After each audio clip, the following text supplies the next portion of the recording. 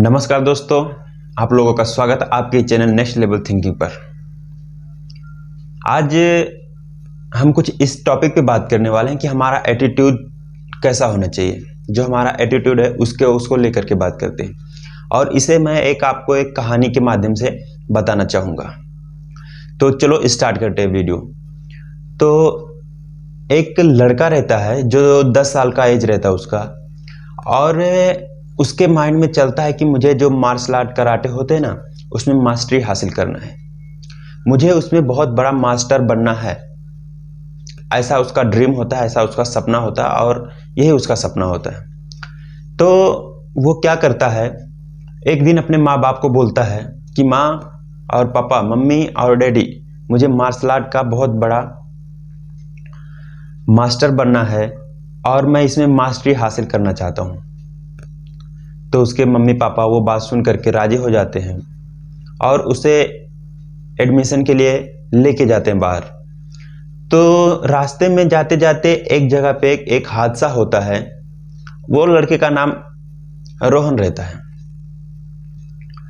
तो रोहन का क्या होता है, एक्सीडेंट में, उस हादसे में लेफ्ट साइड का जो हैंड रहता है वो कट जाता है, एक हाथ बचता ही नहीं बिल्कुल, और वो बहुत उदास हो जाता है। लेकिन उसका कॉन्फिडेंस इतना रहता है कि उसके अंदर से ये आता है कि मुझे फिर भी उसमें मास्टरी हासिल करना और मार्शल आर्ट मुझे सीखना है। तो वो बच्चा कुछ दिनों के बाद वापस से जब हॉस्पिटल से बाहर आता है, मतलब नॉर्मल हो जाता है थोड़ा, तो वापस से वो बोलता है अपने मम्मी पापा को कि माँ और मम्मी और डैडी, मुझे वापस से मार्शल आर्ट सीखना है और मुझे मार्शल आर्ट में मास्टरी हासिल करना है, मुझे कराटे सीखना है, मुझे स्कूल में एडमिशन लेना है। उसके माँ बाप बोलते हैं बेटा तेरा तो एक हाथ नहीं है, तू कैसे करेगा। लेकिन फिर भी वो बच्चा जिद करता है और इतना जिद करता है कि मुझे उसमें मास्टरी हासिल करना है और मुझे मार्शल आर्ट सीखना है। तो उसके जिद के आगे मजबूर हो करके उसके मम्मी पापा उसे एक स्कूल में लेके जाते हैं, जो उस एरिया का सबसे बेस्ट स्कूल होता है, मार्शल आर्ट का सबसे अच्छा स्कूल होता है, उसमें लेके जाते हैं और उसका एडमिशन कराने के लिए लेके जाते हैं। तो वहाँ का जो मास्टर होता है, मार्शल आर्ट का मास्टर होता है, वो देखता है कि मतलब ये बच्चा तो एक हाथ इसका है नहीं। तो आता है रोहन के पास और पूछता है बेटा आप लड़ाई कैसे करोगे, आप इन सबको कैसे हराओगे, आप कैसे करोगे ये। तो वो रोहन क्या बोलता है पता है, गुरुजी आप सिखाओगे मुझे और मैं इन सबको हराऊंगा। मास्टर उसकी बातों को सुन करके मुस्कुराते हुए बोलते ठीक है, मैं तुम्हें सिखाऊंगा। और फिर वो दूसरे दिन जाता है तो मास्टर उस बच्चे को केवल किक की प्रैक्टिस बोलता है ये किक मारो। दूसरे बच्चों को वो देख रहा है, बहुत कुछ मास्टर सिखा रहे हैं और उसे किक बोला है प्रैक्टिस करने के लिए। फिर वो बच्चा उसके मास्टर की बात सुन करके वो किक को प्रैक्टिस करता रहता है। एक हफ्ता प्रैक्टिस करता है, 2 हफ्ते प्रैक्टिस करता है। मास्टर उसे बोलते हैं हाँ तुम वही किक प्रैक्टिस करो, और वो एक ही किक को ऐसे करते करते कम से कम 3 हफ्ते प्रैक्टिस करता है। बाद में उस बच्चे को ऐसा लगता है कि मास्टर मुझे एक ही किक सिखा रहे हैं, बाकी बच्चे को तो बहुत सारे किक्स, बहुत सारे टेक्निक्स सिखा रहे हैं, पंच सिखा रहे हैं, मतलब बहुत सारे टेक्निक्स, पंच और सब तरीके सिखा रहे हैं, मुझे बस एक ही किक बोल रहे हैं। फिर वो बच्चा जाता है मास्टर के पास, बोलता है गुरुजी मैंने बहुत दिनों से एक ही किक का प्रैक्टिस किया है, गुरुजी मुझे भी कुछ नया सिखाइए और बच्चों की तरह। गुरुजी बोलते हैं अभी तुम्हें और प्रैक्टिस करना और तुम जाकर के वही किक प्रैक्टिस करो, अगर मुझ पे भरोसा है तो आप तुम प्रैक्टिस करो, नहीं तो स्कूल छोड़कर भाग जाओ। फिर वो बच्चा मास्टर की बात सुन करके जाके वही किक प्रैक्टिस करता। ऐसा करते करते उसको 1 साल हो जाते, 2 साल होते, 3 साल होते। मास्टर सिर्फ उसे एक ही किक प्रैक्टिस करने को बोलता है। और फाइनली वो टाइम आ जाता है जब स्कूल में कंपटीशन होता है। उस बच्चे को कम से कम 5-6 साल एक ही किक का प्रैक्टिस किया रहता है, और फाइनली वो टाइम आ जाता है कि जब स्कूल में कंपटीशन होता है। तो स्कूल में जब कंपटीशन होता है तो रोहन को लगता है यार मैं तो हार जाऊंगा, मुझे तो कुछ भी नहीं आता, मुझे कुछ भी नहीं, उसका कॉन्फिडेंस लेवल एकदम 0 हो जाता है, वो हार जाएगा ऐसा उसे लगता है।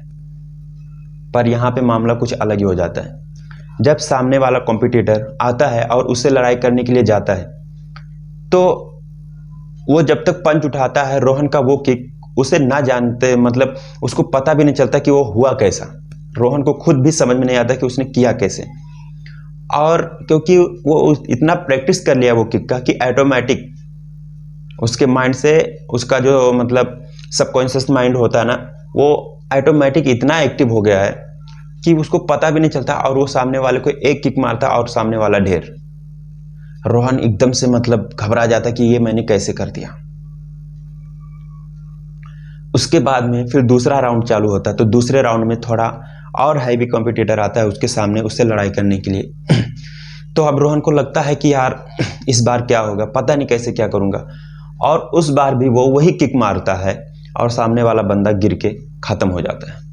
फाइनली तीसरा राउंड आता है। तीसरे राउंड में जो स्कूल का सबसे माना जाना अच्छा स्टूडेंट होता है, मतलब सबसे हैवी होता है, वो आता है और रोहन को हंसते हुए बोलता है, तो एक किक में बाहर हो जाएगा, ऐसा हो जाएगा वैसा हो जाएगा। लेकिन रोहन 2 बार हरा चुका था, इसलिए उसका कॉन्फिडेंस लेवल भी बढ़ गया था।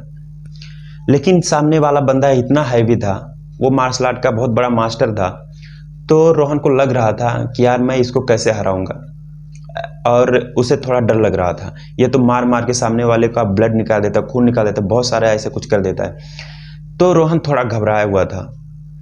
फिर वो दोनों का फाइटिंग स्टार्ट होता है, चलता है और दोनों में फाइटिंग स्टार्ट होता है। फिर वो बंदा आता है और रोहन लड़खड़ाते उड़खड़ाते उसको वही किक मारता है, और वो किक इतना तगड़ा उसको मारता है कि वो बंदा भी मतलब जमीन पे पड़ा मिलता है। तो फाइनली जब मैच खत्म हो जाता है, तो रोहन को वो स्कूल के जो मास्टर होते बड़े बड़े, तो वो लोग क्या करते हैं, उसको मार्शल आर्ट का मास्टर मतलब बना देते हैं। ऐसा उसका पदवी, उसको पदवी दे देते हैं, उस पर मतलब घोषित कर देते हैं ऐसा कि ये मास्टर है इस साल का। तो रोहन अपने मास्टर के पास जाता है और पूछता है, गुरुजी ऐसा कैसे हो गया? तो मास्टर बोलते हैं, इसके 2 कारण हैं। पहला कारण यह है कि तुमने इस किक की, एक ही किक की, मतलब ये बहुत खतरनाक किक है, जो बहुत हार्ड किक है और बहुत मुश्किल किक है, और ये किक तुमने कम से कम 5-6 सालों से प्रैक्टिस किया है। पहला कारण ये हो गया।